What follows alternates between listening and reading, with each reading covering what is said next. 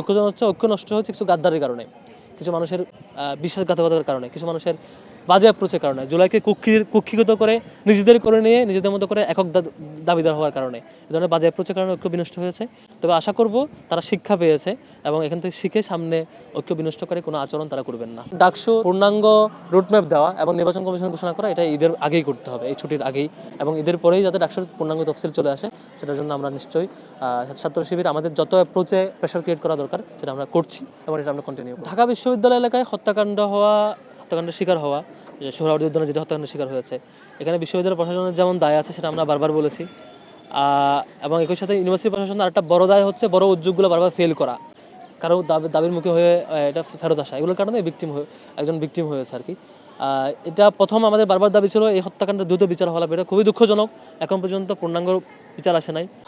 দেখেন, ডাকসু নিয়ে অফিসিয়ালি সর্বপ্রথম সংবাদ সম্মেলন করেছিলাম আমরা মধুর ক্যান্টিনে, ঢাকা বিশ্ববিদ্যালয় ছাত্র শিবিরের পক্ষ থেকে।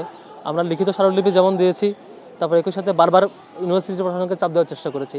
যেহেতু বিশ্ববিদ্যালয় প্রশাসন এখন বেশ কিছু ইভেন্ট নিয়ে এমনিতেই চাপের মধ্যে আছে, আমরা আন্দোলনের মতো কোনো ইস্যুতে যাই নাই, কিন্তু এখন পর্যন্ত গতকালকে থেকে আজকে পর্যন্ত প্রশাসনের সাথে আমাদের টিম বারবার সাক্ষাৎ করেছে, বারবার প্রেশার ক্রিয়েট করার চেষ্টা করেছে। আমরা দাবি জানিয়েছি যে এই ঈদের আগের যে ছুটির আগে আমাদেরকে তো নির্বাচন কমিশন ঘোষণা করা এবং পূর্ণাঙ্গ রোডম্যাপ দিতে হবে।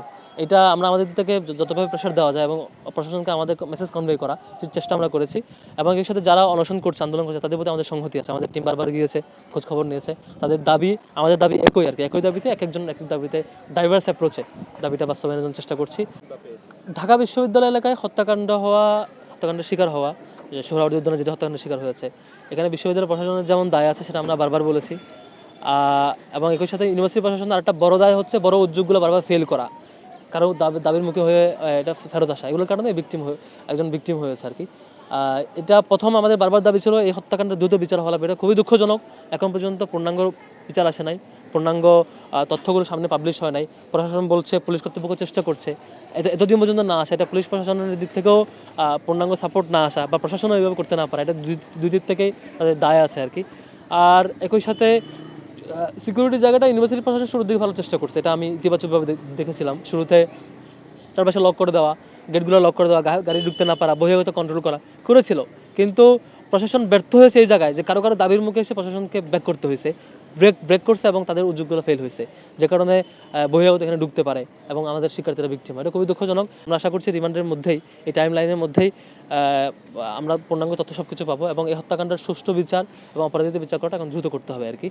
এবং একই সাথে প্রশাসনের ব্যাপারে যে ধীরগতি আমার কাছে মনে হয়েছে প্রশাসন এবং পুলিশ প্রশাসন দুদিক থেকেই এই ব্যাপারে সত্য তথ্য উদ্ঘাটনে তড়িৎ রেসপন্সের ব্যাপারে আমরা প্রত্যাশিত রেসপন্স পাই নাই আর কি। যেটা করেছি, আমরা হত্যাকাণ্ডের ঘটনার 15 মিনিটের মাথায় আমরা প্রশাসনের সাথে সাক্ষাৎ করেছি এবং যতটুকু প্রেশার দেওয়া দরকার প্রেশার দিয়েছি, আমরা বিবৃতি দিয়েছি, আমাদের কেন্দ্র থেকে বিবৃতি আসছে, আমরা অফিসিয়ালি বক্তব্য দিয়েছি, আমাদের সংগঠন থেকে বিবৃতি দিয়েছি।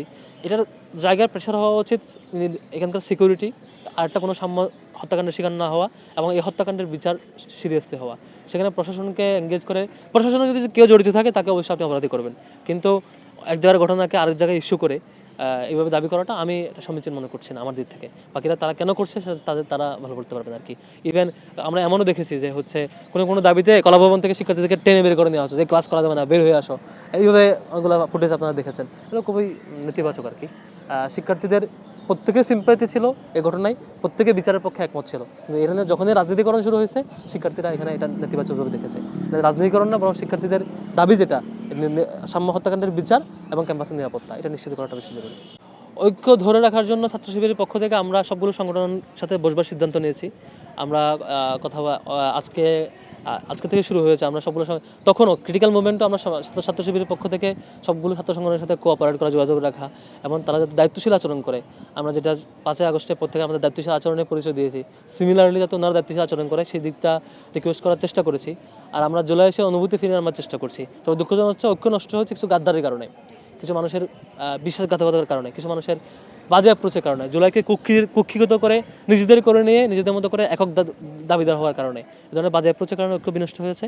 তবে আশা করব তারা শিক্ষা পেয়েছে এবং এখান থেকে শিখে সামনে ঐক্য বিনষ্ট করে কোনো আচরণ তারা করবেন না, এবং যেটুকু করেছে সেটুকুর জন্য তারা অনুতপ্ত হবেন এবং আগামী দিনে তাদের করণীয় ঠিক করবেন, সেটাই আমি আশাবাদী।